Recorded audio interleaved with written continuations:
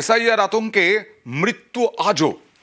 Rahman বস্তাদার SIR আতঙ্কে মৃত। বিএলওর বাড়িতে গিয়েছিলেন, বিএলওর বাড়িতে গিয়ে হৃদরোগে আক্রান্ত হন। পরিবারের দাবি আতঙ্কে আক্রান্ত হয়েছেন হৃদরোগে এবং তারপরে মৃত্যু হয়। মাথাভাঙার পাটডুবি পঞ্চায়েতের ঘটনা। কেন এরকম আতঙ্কে ছিলেন, কথা বলবো প্রতিনিধি রাজেশের সঙ্গে। রাজেশ, দেখো মাথাভাঙা 2 ব্লকের পাড়াডুবি গ্রাম পঞ্চায়েত এলাকার বাসিন্দা রহমান বস্তাদার, তার ছেলের নামেই এসআইআর এর হিয়ারিং এর নোটিশ এসেছিল। আজ সকালে সেই বিষয়টি জানার পর রহমান বস্তাদার স্থানীয় বিএলওর কাছে যান, তার বাড়িতে গিয়ে এসআইআর সংক্রান্ত বিষয়ে তথ্য জানতে চান। অভিযোগ যেটা উঠে আসছে, এই এফআইআর ছেলের নামে নোটিশ আসার ঘটনাকে কেন্দ্র করে কিন্তু কয়েকদিন থেকে আতঙ্কে ছিলেন, এমনটাই পরিবারের দাবি। আর যখন বিএলওর বাড়িতে যান, সেখানে গিয়েই কিন্তু তিনি অসুস্থ হয়ে পড়েন। এরপরে বিএলও স্থানীয় এবং পরিবারের সদস্যরা জানালেন, উদ্ধার করে মাথাভাঙা মহকুমা হাসপাতালে নিয়ে আসার পর চিকিৎসকরা মৃত বলে জানায়। পরিবারের যেটা দাবি, বেশ কয়েকদিন ধরে আতঙ্কে ছিলেন। আর যখন সেখানে যান, সেখানে গিয়েই কিন্তু এই ঘটনা ঘটে। এই ঘটনার খবর ছড়িয়ে পড়তে স্থানীয় যেমন তার বাড়িতে ভিড় জমান, পাশাপাশি তৃণমূল নেতৃত্বরাও আসেন। তারা কিন্তু নির্বাচন কমিশনের বিরুদ্ধে গাফিলতির অভিযোগ তুলেন। এই রহমান বস্ত্রাদারের ছোট ছেলের নামই এসেছে, তার নাম আমিনুর, কিন্তু সেখানে রয়েছে আমিনুল। এই সমস্যার জেরেই কিন্তু এই নোটিশ এসেছে এবং এই নোটিশ আসার ঘটনা আতঙ্কিত হয়েই রহমান বস্ত্রাদারের মৃত্যু হয়েছে বলে পরিবারের দাবি। বেশ, আমিনুল, এটাই ভুল। আর ওর নাম আছে আমিনুল বস্তাদার, আর ওখানে আছে আমিনুল বস্তাদার। এই জন্য সমস্যা। এই বাবা 2 দিন ধরে টেনশন করে। আজকে সকালবেলা আমাকে না বললে সাইকেল নিয়ে ওই বিলাল অফিসে মানে বিএলওর বাড়িতে গেছে। যাওয়ার পরে উনি যখন বলছে যে হ্যাঁ আপনার ছোট সেটের নামে নোটিশ আসছে, ওই তখনই টেবিলে মাথায় দিয়ে ব্রেন স্ট্রোক করে চলে গেল দুনিয়া। আজকে সকালবেলা আসছে, আমি যখন উঠান ঝাড়ু দিতেছি তখনই আসছে আর কি। তো বললো যে আসে নাকি দেখে দেন। তখন আমি ঝাড়ুটা হাতের থেকে রেখে ওখানে দেখলাম ফর্মটা। তো দেখলাম যে ওনার ছেলের নামে আছে, তো লেখালেখি করতে হবে। তখন উনি কথাই বলতে মাথাটা ঠেকায় দিল টেবিলের উপরে। তখনই ধরে ইয়ে করলাম, বাড়ির লোককে ফোন করলাম, আসলো ওরা, এসে করে নিয়ে গেল। আরে হিয়ারিং এর শুনানির নামে যে হয়রানি, তা নিয়ে সুর চড়ালেন মমতা বন্দ্যোপাধ্যায়।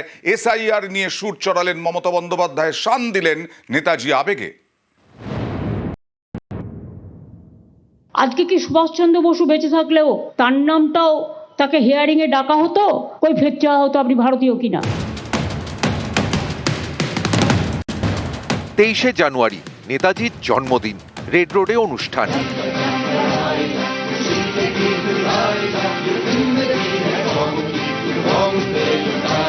শুক্রবারের এই অনুষ্ঠান মঞ্চ থেকে এসআইআর ইস্যুতে সরব হন মমতা বন্দ্যোপাধ্যায়।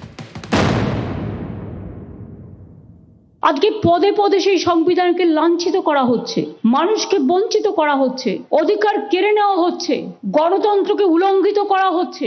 আজকে কি সুভাষচন্দ্র বসু বেঁচে থাকলেও তার নামটাও তাকে হিয়ারিং এ ডাকা হতো, কই ফের চাওয়া হতো আপনি ভারতীয় কিনা। সুভাষচন্দ্র বসু বাঙালির আবেগ, দেশের গর্ব, জাতির গর্ব, যার পরিচয় বাঙালির পরিচয়।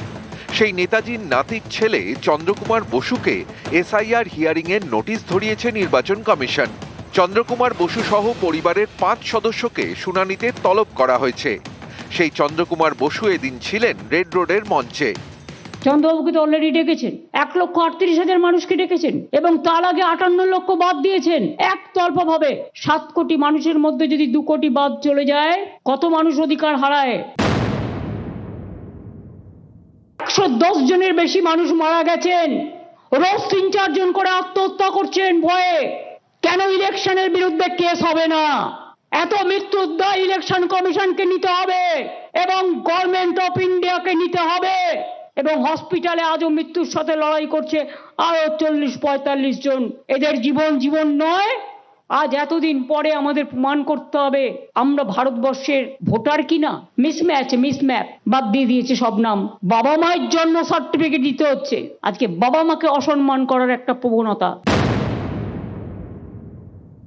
রক্তটাকে রক্ষা করুন, প্রাণটাকে বাঁচান, শুধু নিজের ঘরে আগুন লাগলে জ্বালা লাগে, পাশের প্রতিবেশীর গায়ে আগুন লাগলে জ্বালা লাগে না। আজকে আমাদের লড়াই করতে হচ্ছে কৌরব পক্ষের সাথে, মানবতাকে লড়াই করতে হচ্ছে অমানবিকতার সাথে। মানবিকতা বনাম দানবিকতার লড়াই হয়ে গেছে। তুমি বাংলা জানো না, বাংলা ভাষাটা অসম্মান করে মিসম্যাচ আর মিসম্যাপ করে মানুষকে যন্ত্রণায় ফেলছো। এই যন্ত্রণা আগামী দিন তোমাদেরও ভুগতে হবে, জেনে রেখো। আজকে ভাবছো ক্ষমতায় আছো, কাল ক্ষমতায় থাকবে না, সেদিন জেনে রেখো মানুষ কিন্তু পেছু ছাড়বে না। যেখানে পালাও, মানুষ কিন্তু বলবে পালাবার পথ নাই, জো মাছে পিছে। নিউজ 18 বাংলা।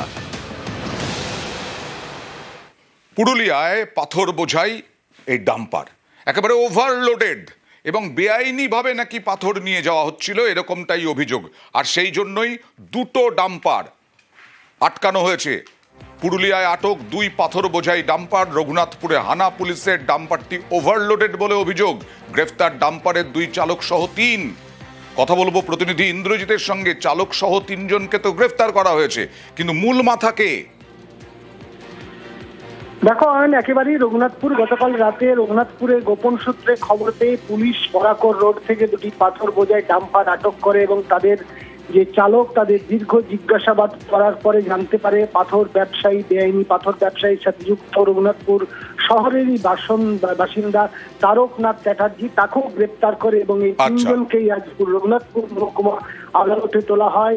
অভিযোগ যে ওভারলোড ছিল এবং বেআইনি পাথর ছিল, যদিও পুলিশ পুরো বিষয়টি খতিয়ে দেখছে এবং এই গাড়ি পুলিশ সূত্রে যেটা আমরা জানতে পেরেছি কাশীপুর থেকে আসছিল পুরুলিয়ার এবং একটি আসছিল ধানবাদ থেকে, এবং এই 2টি ডাম্পারেই পাথর বোঝাই ছিল, বেআইনি পাথর এবং ওভারলোডও ছিল। এবং স্থানীয় বাসিন্দাদের অভিযোগ এই রঘুনাথপুর শহরে যে রাস্তা নষ্ট হচ্ছে এই ওভারলোড ট্রাকের চলাফেরার জন্যই নষ্ট হচ্ছে, যদিও পুলিশ পুরো বিষয়টি তদন্ত শুরু করেছে এবং ইতিমধ্যেই যে 3 জনকে গ্রেপ্তার করেছে তাদেরকে পুলিশ রিমান্ডে নেবে। এর সাথে কারা কারা যুক্ত রয়েছে, কোথায় যাচ্ছিল সেটাই খতিয়ে দেখছে।